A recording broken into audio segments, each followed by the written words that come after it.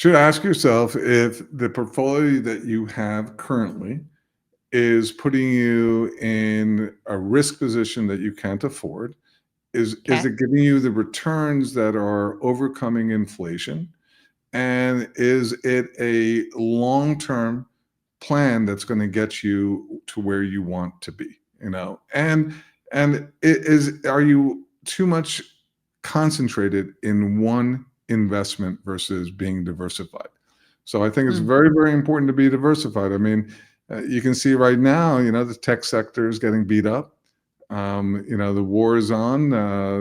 Oil is way up. A lot of risk is happening right now. And mhm, we're going to start seeing higher inflation as the oil prices roll through the economy. You're going to see higher mhm, food prices. Are you prepared for shocks? We're going through an economic shock right now. We're just at the beginning of it, and mm, it's going to mount. The pressure is going to mount. Gas prices are going to continue to rise. Inflation, Bloomberg terminal just came out and said inflation is going to top 5% by the end of the year. We're going back in the direction that we left during COVID. mhm, And finally, all these years later, we started to see it come down. Now we're going back up. The Federal Reserve's in a box.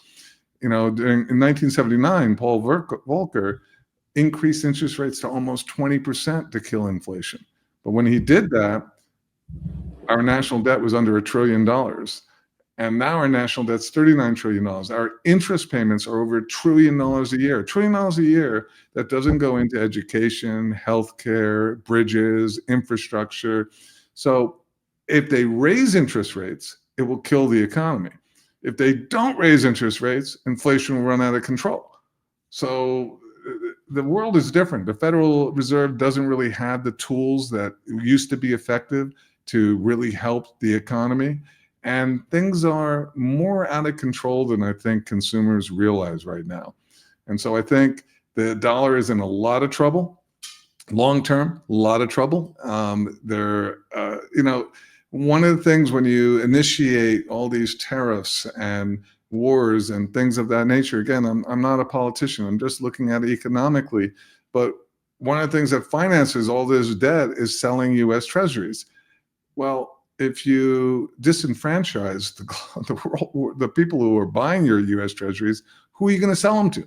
How are you going to finance everything? Then that puts all the pressure on the Federal Reserve to print more and print more and print more. This is not a simple situation. If people are sitting back thinking everything is just going to work out the way it always worked out, or they just have this, again, hope is not a plan.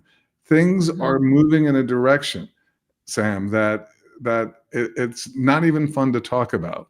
But I'm very experienced in this. I really can see what's happening from a greater understanding than the American consumer understands. And if they think it was painful up until now, there's more pain ahead of us. Guarantee you that. Hmm.